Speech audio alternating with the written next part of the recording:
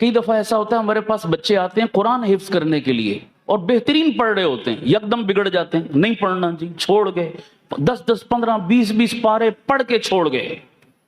والدین نے بھی زور لگایا، ہم نے بھی زور لگایا، بچہ بگڑا ہوا ہے، نہیں جی قرآن پڑھنا ہی نہیں ہے، نعوذ باللہ۔ ایسے واقعات پیش آئے۔ ایک بچے کے بارے میں یہ واقعہ ہمارے مدرسے میں تو نہیں، ایک اور مدرسے میں پیش آیا، بڑا عجیب واقعہ، غور سے سنیں۔ بچہ بڑا خوبصورت ماشاءاللہ قرآن پڑھ رہا اور بہترین زبردست ذہین بچہ، بگڑ گیا اسی طرح، نہیں پڑھنا چاہیے، چھوڑ دیا۔ ٹل لگائی مدرسے والوں نے، ماں باپ نے۔ اس نے کہا مجھے اسکول داخل کرا دو، کہیں اور بھیج دو، مدرسے میں نے نہیں جانا۔ ایسا بگڑا قرآن سے، یا اللہ ہو گیا اس کو، اتنا قرآن سے دور۔ اس بچے کو پکڑ کر وہ ایک بزرگوں کے پاس، یاد رکھو ایسے مسئلوں کا حل کس کے پاس ہے؟ نہ نانی کے پاس، نہ دادی کے پاس، نہ چاچے کے پاس، نہ تائے کے پاس، کس کے پاس ہے؟ یہ یاد رکھا کرو۔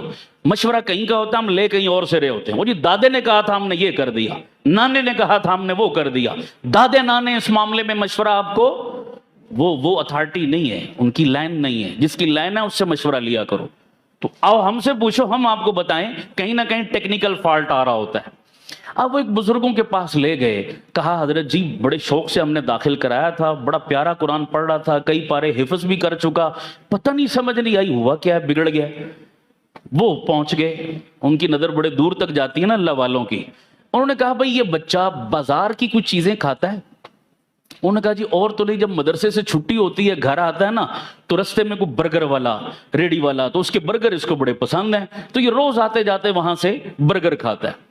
وہ بزرگ فرمانے لگے ایسا کرو 40 دن تک بازار کی تمام چیزیں اس بچے کے لیے بند کر دو، اس کی جو ڈیمانڈ ہو گھر میں اس کی والدہ کو کہو بنا کر دے، برگر بھی چاہیے نا گھر میں کھلاؤ، بازار کی چیزیں مت کھلاؤ، اور گھر میں بھی جب کھانا بناؤ تو کھانا حلال تو ہو ہی ہو، لیکن حلال کے ساتھ ساتھ کیا ہے، اس کی ماں کو کہو کہ باوضو ہو کر کھانا بنایا کرے۔ سبحان اللہ، ان چیزوں کا اثر کتنا ہے۔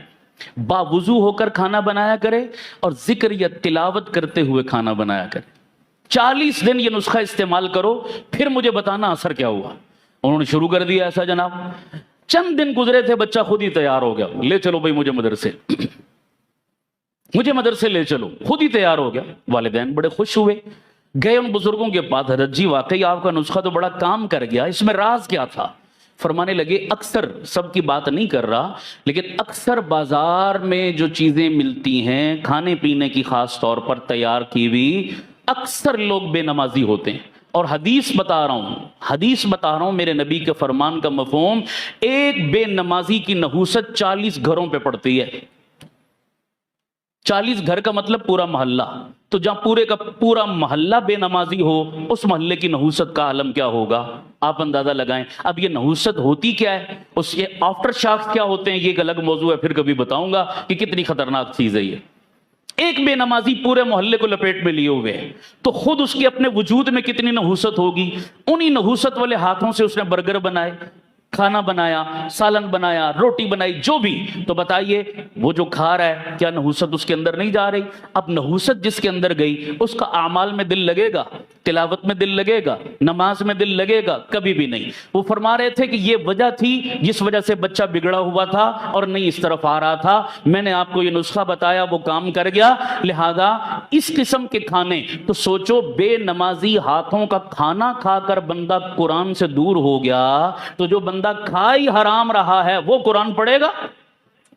جو اپنے بچوں کو حرام کھلا رہا ہے اس کے بچے قرآن پڑھیں گے، اس کے بچے نماز پڑھیں گے، اس کے بچے دین پر چلیں گے، نیک ہوں گے؟ میں حیران ہوتا ہوں بھئی، والدین آ کر دعا منگواتے ہیں، مولانا دعا کرو میرا بچہ نیک بن جائے، مولوی صاحب دعا کرو میری بیٹی نیک اور شرم پردے والی بن جائے۔ ٹھیک ہے، اچھی بات ہے، دعا تو کر رہے ہیں، اور تو دعا بھی تو کرو نا، دوا بھی تو کرو۔ دوا کا مطلب کہ اپنے بچوں کو حلال تو کھلاؤ، حلال کا لقمہ تو ان کے پیٹوں میں ڈالو۔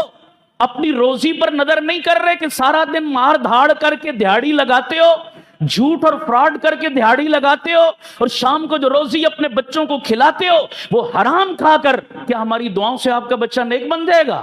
کبھی بھی نہیں ہو سکتا، کبھی نہیں ہو سکتا۔ حلال کھلاؤ، پھر دیکھو کہ آپ سے پہلے آپ کا بچہ دوڑ کر مسجد میں آئے گا۔ حلال کھلاؤ، پھر دیکھو آپ کا بچہ آپ کی آنکھوں کی ٹھنڈک کیسے بنے گا۔ یہ اصول ہے۔ ہم لوگ اس طرف توجہ نہیں کرتے کہ ہماری آمدن آ کیسے رہی ہے. پھونک پھونک کر قدم رکھو یارو, یہ بڑا نازک دور ہے, بڑا نازک دور ہے. جب پیسہ آ رہا ہوتا ہے نا دونوں ہاتھوں سے, پھر اچھے اچھے دینداروں کو حلال حرام کی تمیز پھر مٹ جاتی ہے. کہتے ہیں دیہڑی لگاؤ, بس دیہڑی لگاؤ. اس وقت تو دونوں ہاتھوں سے دیہڑیاں لگا لیتے ہو, لیکن پھر جب اس کے آفٹر شاکس آتے ہیں پھر سر پیٹتے ہو, پھر رونا روتے ہو, پھر وظیفے پوچھتے ہو کہ یہ کیا ہو گیا, وہ کیا ہو گیا. اس کی بنیاد یہ بھی ہے ایک, اللہ تعالی ہمیں خود بھی اپنی اولادوں کو بھی حلال کا لقمہ دینے کی توفیق عطا فرمائے.